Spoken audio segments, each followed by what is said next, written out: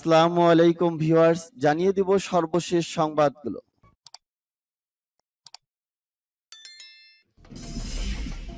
সংবাদের শুরুতেই জানিয়ে দিব সংবাদ শিরোনাম। রেড লাইন অতিক্রম না করতে যুক্তরাষ্ট্রকে সতর্ক করল রাশিয়া। মুহূর্তের মধ্যে যে কোনো আঞ্চলিক হুমকির জবাব দেবে ইরান। রাশিয়ার গোলাবারুদ ফুরিয়ে যাচ্ছে, মন্তব্য ব্রিটিশ গোয়েন্দা প্রধানের।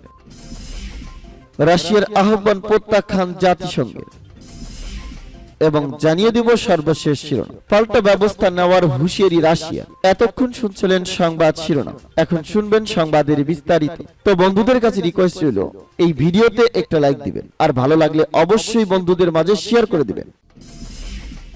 রেড লাইন অতিক্রম না করতে যুক্তরাষ্ট্রকে সতর্ক করল রাশিয়া। ইউক্রেন ইস্যুতে রেড লাইন অতিক্রম না করতে যুক্তরাষ্ট্রকে সতর্ক করেছে রাশিয়া। সোমবার এক বিবৃতিতে ওয়াশিংটনে নিযুক্ত রুশ রাষ্ট্রদূত আনাতোলি আন্তনোভ এমন সতর্কবার্তা উচ্চারণ করেছেন। এক প্রতিবেদনে এ খবর জানিয়েছে সংবাদ মাধ্যম সিএনএন। আনাতোলি আন্তনোভ বলেন, যুক্তরাষ্ট্র তার মিত্ররা ইউক্রেনকে আরো অস্ত্র সরবরাহ করলে সেটি যুদ্ধের মাত্রা আরো বাড়িয়ে তুলতে পারে। তিনি বলেন, ওয়াশিংটন ও তার মিত্রদের প্রতি আমাদের আহ্বান থাকবে তারা যেন রেড লাইন অতিক্রম না করে। প্রভাবশালী এই রুশ কূটনৈতিক বলেন, কিয়েভকে প্রাণঘাতী অস্ত্র দেওয়া থামান, এটি কেবল নতুন করে ধ্বংস ডেকে নিয়ে আসবে, সংঘাতকে আরো দীর্ঘায়িত করবে। এদিকে রুশ হামলা থেকে আত্মরক্ষার জন্য ইউক্রেনকে প্রয়োজনীয় অস্ত্র সরবরাহ অব্যাহত রাখার প্রতিশ্রুতি দিয়েছেন মার্কিন প্রেসিডেন্ট জো বাইডেন। এর মধ্যে উন্নত আকাশ প্রতিরক্ষা ব্যবস্থা রয়েছে। জার্মানির তরফেও কিয়েভকে শিগগিরই আকাশ প্রতিরক্ষা ব্যবস্থা সরবরাহের ঘোষণা দেওয়া হয়েছে। মুহূর্তের মধ্যে যে কোনো আঞ্চলিক হুমকির জবাব দিবে ইরান।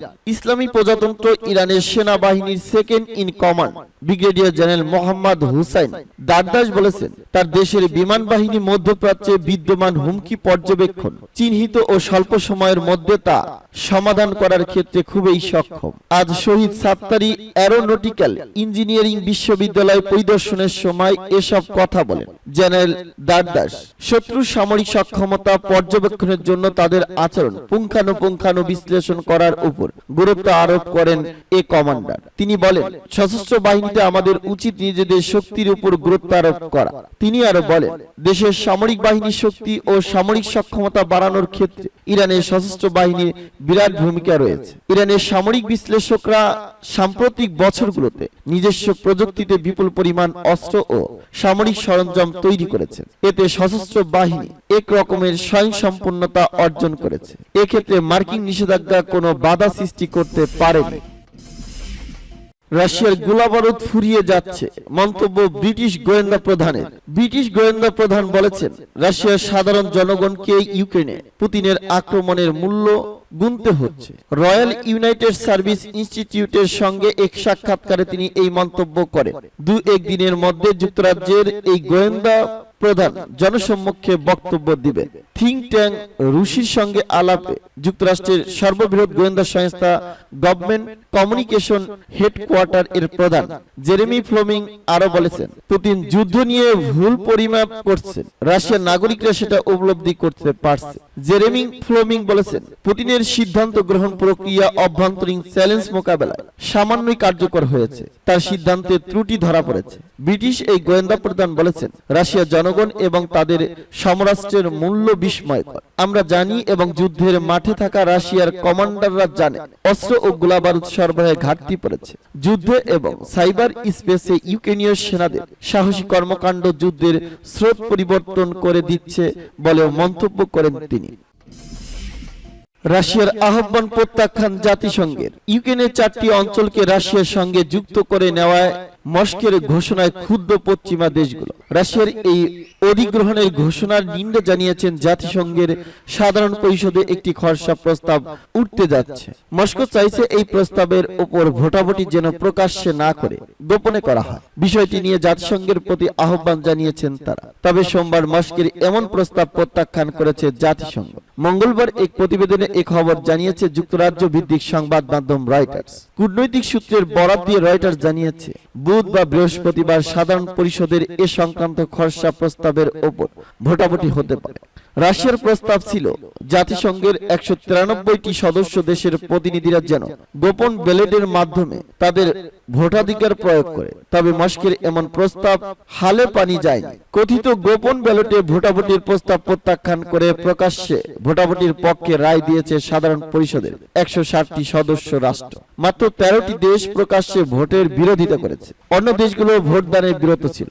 সোমবারের বৈঠকে জাতিসংঘে নিযুক্ত রাশিয়ার রাষ্ট্রদূত ভ্যাসিলি নেবেনজিয়া মস্কোর বিরুদ্ধে প্রস্তাবে ভোট দিতে অন্য দেশগুলোর উপর পশ্চিমাদের চাপ নিয়ে প্রশ্ন তোলেন। তিনি বলেন, শান্তি ও নিরাপত্তা বা বিরোধ নিষ্পত্তির প্রচেষ্টার সঙ্গে এর কি সম্পর্ক? এদিকে তিনি বিভাজন ও উত্তেজনার পারদ আরো বাড়িয়ে তোলার একটি পদক্ষেপ হিসাবে আখ্যায়িত করেছেন। তিনি বলেন, এটি এমন কিছু নয় যেখানে সাধারণ পরিষদের সংখ্যাগরিষ্ঠ সমর্থন প্রয়োজন। সাধারণ পরিষদের খসড়া প্রস্তাবে আন্তর্জাতিক সম্প্রদায়কে ইউক্রেনীয় ভূখণ্ড দখলের জন্য রাশিয়ার কথিত গণভোটকে স্বীকৃতি না দেওয়ার আহ্বান জানানো হয়েছে। একই সঙ্গে প্রস্তাবে ইউক্রেনের সার্বভৌমত্ব ও আঞ্চলিক অখণ্ডতার প্রতি সমর্থন ব্যক্ত করা হয়েছে। মার্কিন পররাষ্ট্রমন্ত্রী অ্যান্টনি ব্লিকেন বলেছেন, ইউক্রেনের সমর্থনে কথা বলার সময় এসেছে। এটি নিজেদের নিরপেক্ষতার দাবি করার সময় নয়, কেননা জাতিসংঘের সনদের মূল নীতিগুলো ঝুঁকির মধ্যে রয়েছে। এদিকে রুশ প্রেসিডেন্ট ভ্লাদিমির পুতিনকে একজন সন্ত্রাসী হিসেবে উল্লেখ করেছেন ইউক্রেনের পররাষ্ট্রমন্ত্রী দিমিত্রি কুবেলা। সোমবার রাজধানী কিয়েভ সহ বিভিন্ন শহরে ক্ষেপণাস্ত্র হামলার পর টুইটারে দেওয়া প্রতিক্রিয়ায় তিনি বলেন, পুতিন একজন সন্ত্রাসী যার ভাষা হলো ক্ষেপণাস্ত্র। দিমিত্রি কুবেলা লিখেছেন, ইউক্রেন জুড়ে একাধিক ক্ষেপণাস্ত্র আঘাত হেনেছে। পুতিন একজন সন্ত্রাসী যার ভাষা হলো ক্ষেপণাস্ত্র। তার একমাত্র কৌশল হলো শান্তিপূর্ণ ইউক্রেনীয় শহরে ত্রাস ছড়ানো, কিন্তু তিনি ইউক্রেনকে গুড়িয়ে দিতে পারবেন না। পাল্টা ব্যবস্থা নেওয়ার হুঁশিয়ারি রাশিয়া। ইউক্রেন সংঘাতে ক্রমবর্ধমান সম্পৃক্ততার কারণে যুক্তরাষ্ট্র ও তার ইউরোপীয় মিত্রদের বিরুদ্ধে পাল্টা ব্যবস্থা নেওয়ার হুঁশিয়ারি দিয়েছে রাশিয়া। রুশ উপপররাষ্ট্রমন্ত্রী সের্গেই রিয়াবকভ এমন হুঁশিয়ারি দিয়েছেন। রাশিয়ার রাষ্ট্রীয় সংবাদ মাধ্যম RIA নোভেস্তির বরাত দিয়ে এক প্রতিবেদনে এক খবর জানিয়েছে যুক্তরাষ্ট্র ভিত্তিক সংবাদ মাধ্যম CNN। সের্গেই রিয়াবকভ বলেন, রাশিয়া পর্যাপ্ত পাল্টা ব্যবস্থা নিতে বাধ্য হবে। তিনি বলেন, যুক্তরাষ্ট্র ও ন্যাটোর সঙ্গে সরাসরি সংঘাতে লিপ্ত হওয়ার কোনো আগ্রহ রাশিয়ার নেই।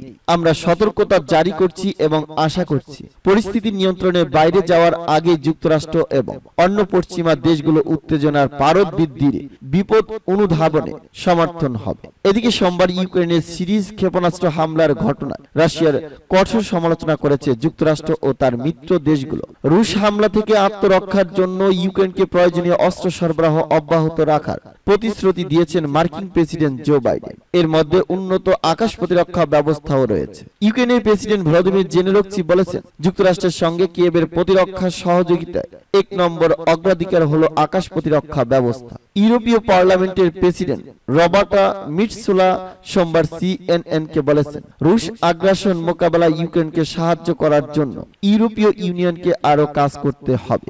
এক্ষেত্রে তিনি বিশেষ করে কিয়েভকে সামরিক সরঞ্জাম সরবরাহের উপর জোর দেন।